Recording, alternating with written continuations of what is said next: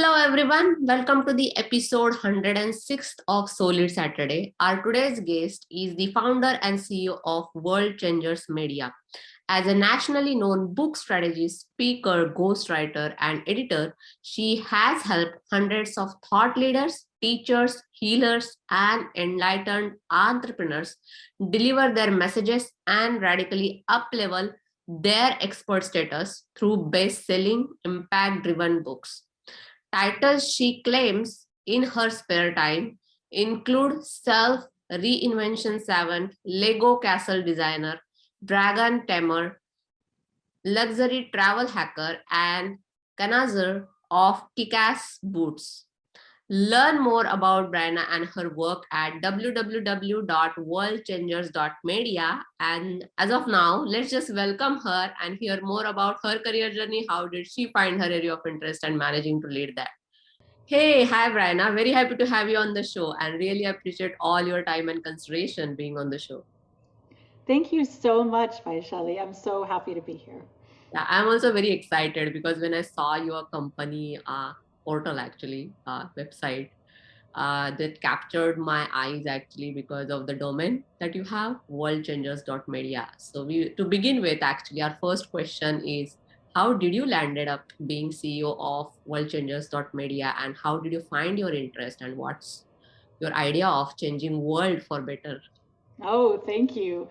So I actually have been in the book world for over 15 years. I started off as a freelance editor, ghostwriter, book developer, book coach. I would kind of do anything about the book process I could get my hands on, from concept to layout and design. And I did that for about 12 years. And then in 2018, I stepped away from freelancing and took a little break and was doing some mindset coaching and events and retreats. And that was really fun. And then 2020 happened, and we all know what happened in 2020. So the plan had to change. And I was a little bit lost for a while.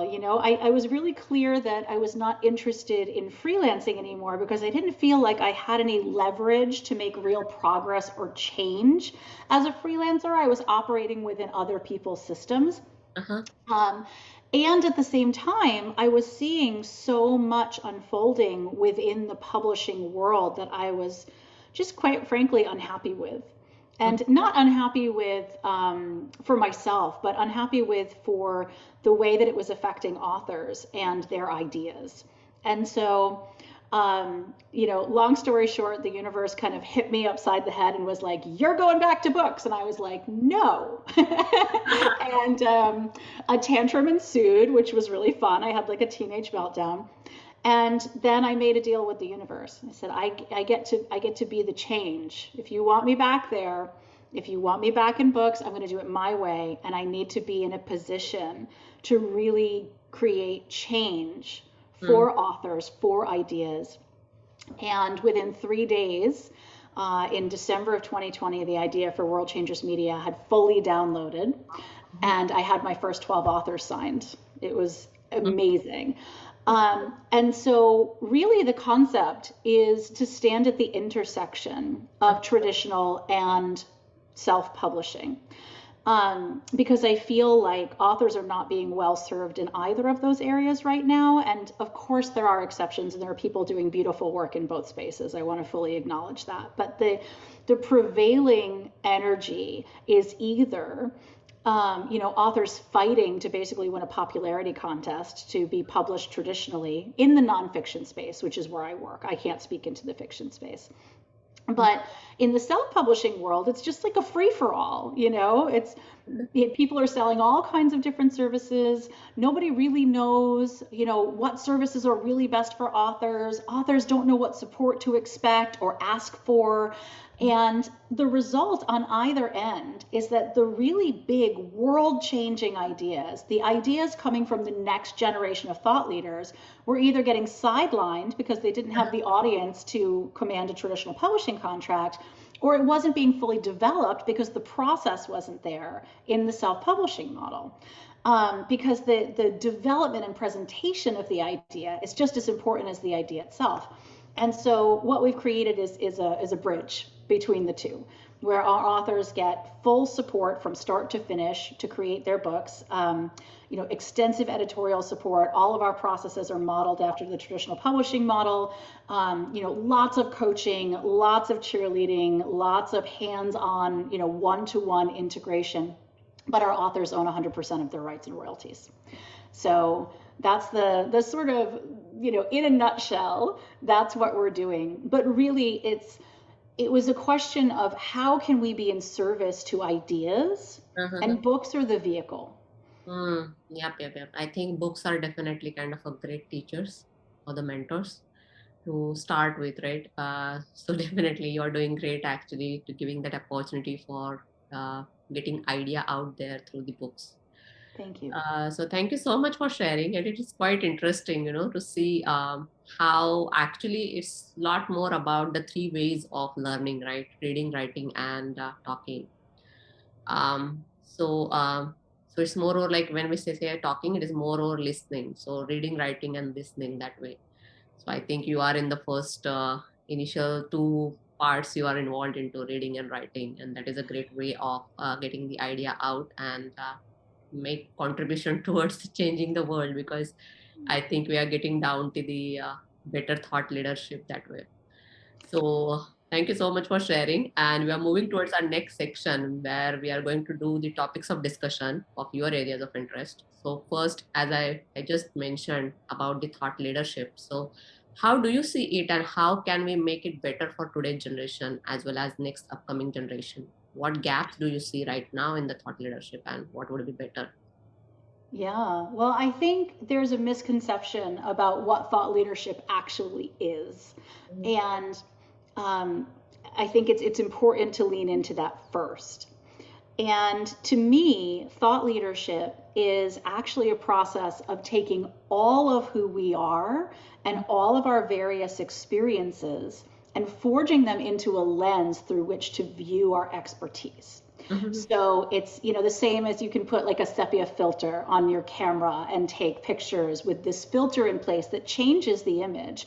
When we actually bring to bear all of who we are in our work, and we lean into, the potency of our experience and our personality and all the things that we value, and then we apply that to our expertise, we start innovating.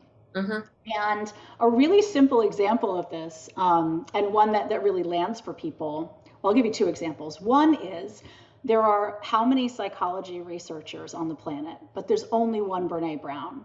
And she's not Brene Brown because she's a psychology researcher. She's Brene Brown because she's Brene Brown. And she's taken the full force of who she is and applied it to her research career.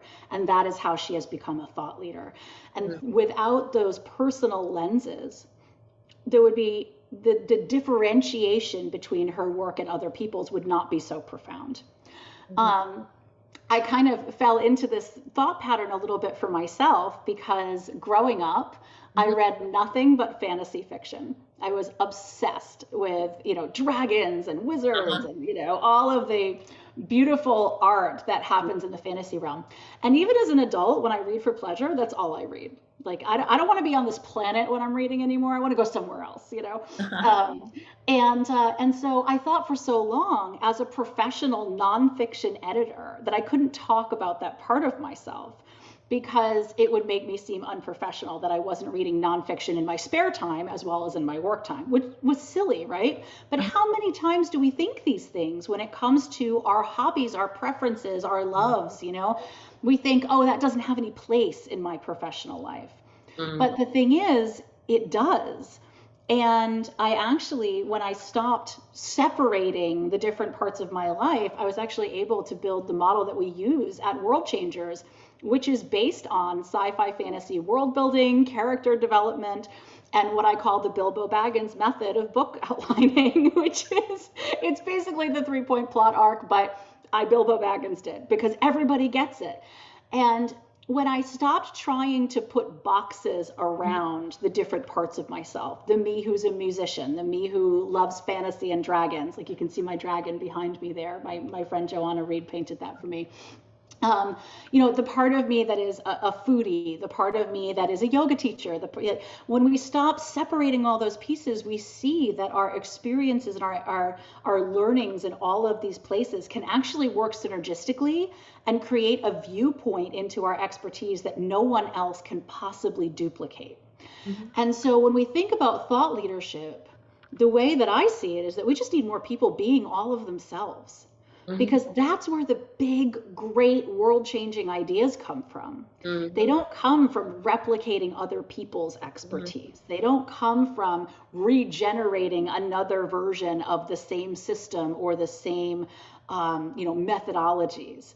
It requires innovation, and innovation requires creativity, and creativity requires space. Mm-hmm. And when we're boxing ourselves in our professional thinking, there's no space. Yep. That's very wise, actually. And this is a great message to be out there, I guess. When we think about creativity, there is definitely, you require that space. And as you mentioned, being yourself is very, very important, rather than copying when it comes to anything. Like, you are in the most creative field, actually, writing.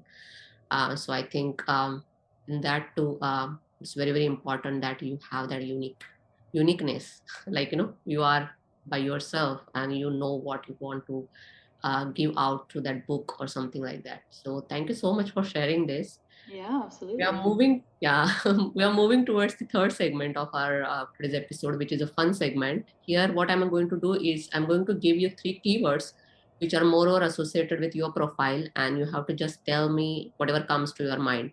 So it can be a replacement keyword to those, or it can be an abstract definition, or whatever comes, like, you think that is appropriate. So are you ready? I'm ready. So the first keyword that we have is publishing. Publishing. To me, that is just getting your words and your work out there. There are so many ways to accomplish publishing, and it's really just about getting over the hurdle of taking something from a private creation to a public service. Mm-hmm. Wow. The second keyword that we have is brand. Brand, yeah.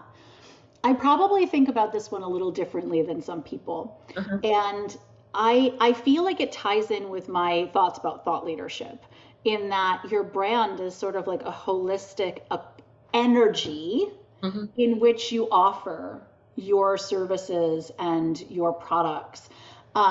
It's not only your services and products, and it's not only you. It's like an ecosystem in which you and your team and your services and your products and your ideas and your values can operate synergistically. It's an energy field.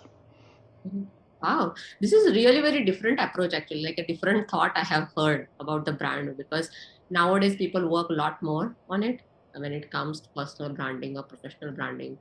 People see the value in it. And just because we are talking a lot more about, like, creators economy or global economy, definitely brand is something is going to play a vital role.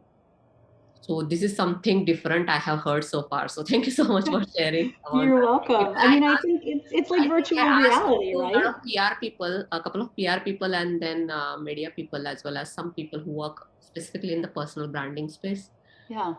I have asked that question, and it goes a lot more in a different way, but this is like a completely different. So thank you so much for sharing. You're welcome. The third keyword that we have is media. Media. Well, I think, again, it's an ecosystem. Mm-hmm. And, I have a friend business co-conspirator named Tom Langan, who has a really interesting perspective on media, and he's kind of rubbed off on me.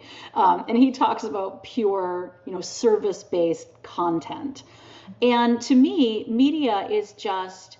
It's just another way of delivering information. I mean, books are a form of media, social media, television media, print media, magazines, it's an ecosystem in which information lives. Mm-hmm. And the ways in which we engage with it are largely determined by how we prefer to spend our energy. And so the whole ecosystem is sort of dependent on our preferences, which gives us power when you think about it. A lot of people feel powerless over media, but we have so many choices around what to nurture in that ecosystem. I think it's an important thing to remember. Yeah, this is a lot more about the approach looking into the things, I guess, because a lot of people see technology as a distraction, right? The same way people see social media or media channels are like a distraction. And that happens because some of the people misuse it. And that gets highlighted a lot. Like it happens to any kind of a thing, actually. It's not only related to kind of a media or technology space, but it's a lot more like everything comes up with the pros and cons. So if you keep thinking about the cons, you're never gonna work on the pros associated with it.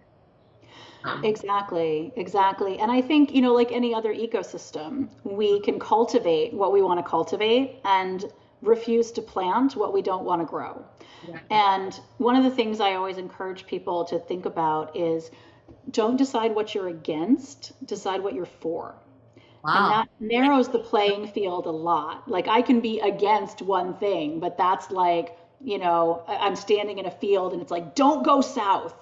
We have like three other directions that we could go. Like which one do you want to walk, north or northeast? The against piece only cuts out a small percentage of possibilities.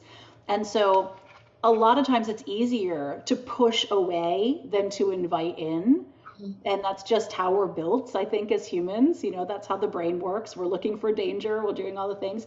But Yeah. really, with media and with anything else, it's what are we choosing and how are we cultivating it?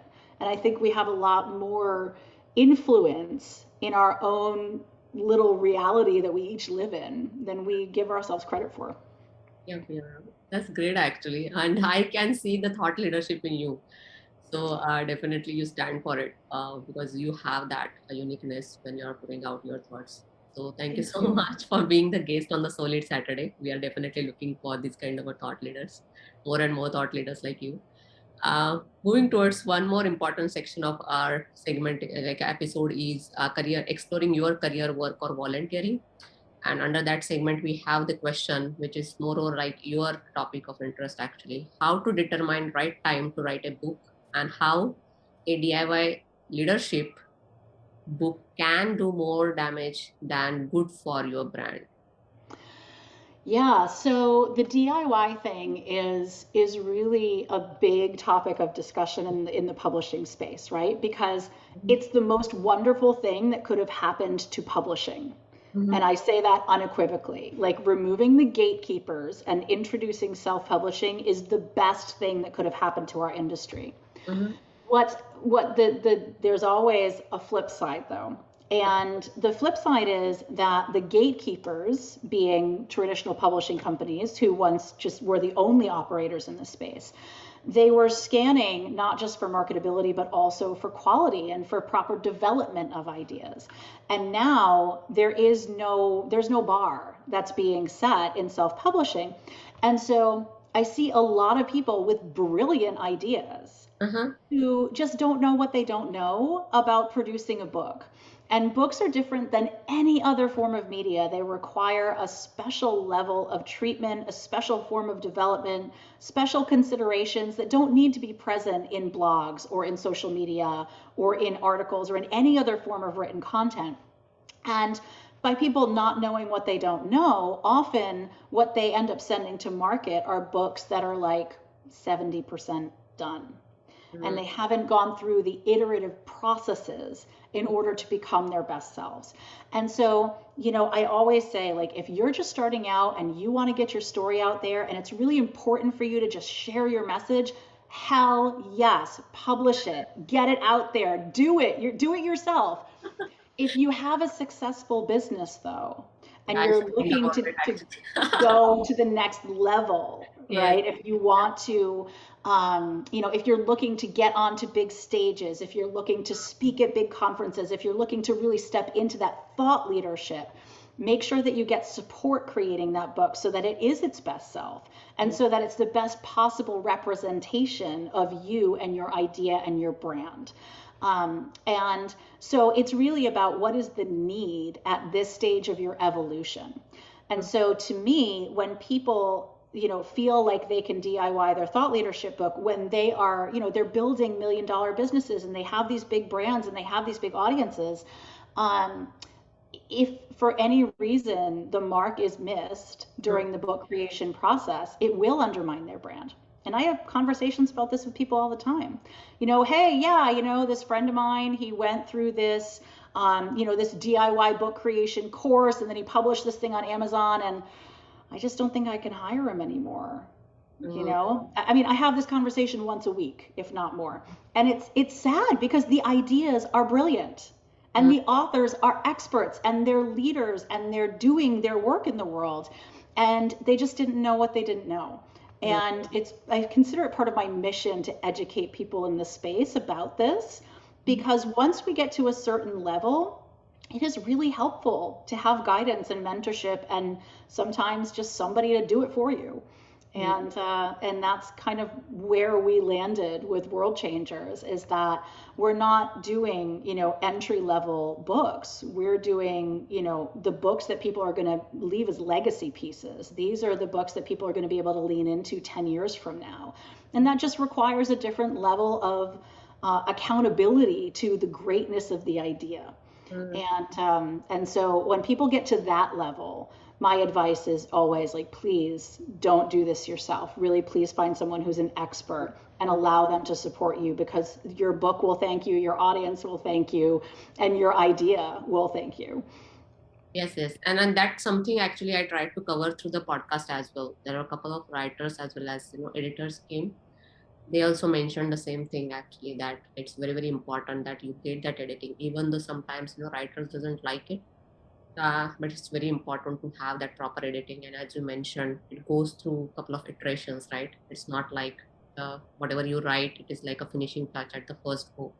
So you have to go through multiple iterations to get and achieve what you want to deliver through that book actually. And that is one of the best ways, I guess, that you are doing for the authors to make their idea more visible as well as more convincing to the audience. So thank you so much for sharing it. And we are moving towards our last segment, which is leadership. And you are truly a leader, actually. I can see that. And I can say that because you have a great thought leadership. So you are truly leading your area of expertise. What is your leadership style and any specific leader that you always follow or admire, and why? Oh, what a great question. I would say my leadership style is I work so independently for so long that I tend to lead in a way where my policy is that I never hire anybody who's not as good as me or better at their job. And, they don't have to be good at all the things I'm good at, but the thing that I am hiring for, they must be better than me at what they do. And I have just found the most amazing team of people. And so my leadership style, I think, is more inspirational and less hands-on, because I fully trust my team. We've trained in my methodology. They have extensive experience on their own. I feel like my leadership is more inspirational, it's energetic, it's theoretical, it's educational. But I feel like we're this amazing collective of people who value the same things and are moving in the same direction. And so I can't say enough great things about my team. Oh, wow. That's great, actually. And definitely, it is very, very important. The way you mentioned it is educational. Definitely something which is important quality at the leadership is people always look after, right? Even though we say that we don't want to get influenced, but we definitely get influenced by the personality. We get influenced by the kind of thoughts or kind of values that person stands for. That definitely something we always get motivated or inspired by. It's very, very important that you have that mentoring kind of thing. As you mentioned, you like to educate actually. So that is a very, very important quality actually when it comes to the leadership. And thank you so much. Actually, I really enjoyed talking to you and getting to know you more. As well as I loved your website. So I would encourage the audience as well to know more about Bryna. Please do visit her website. As well as if you would like to write a book, please do reach out to her with your idea and she would be happy to help you. So thank you. Thank you so much for all your time and consideration being on the show. Thank you so much, Vaishali. It was wonderful to spend this time with you, and I'm just really appreciative for the invitation. Thank you. Thank you so much, Bryna. It's my pleasure. Thank you. Thank you. All right. So this is all about our today's guest and the way she is managing to lead her areas of expertise and counting towards changing the world for better. We are going to close today's episode with a closure quote, which says, "A visionary is a leader of excellence who sees what others do not see, who achieves for now and plans for the future, who positively impacts different generation and raises up other visionaries." So on that quote, we are closing today's episode. See you guys in the next episode. Until we meet, happy leading. Let's lead together. Stay safe. Bye for now.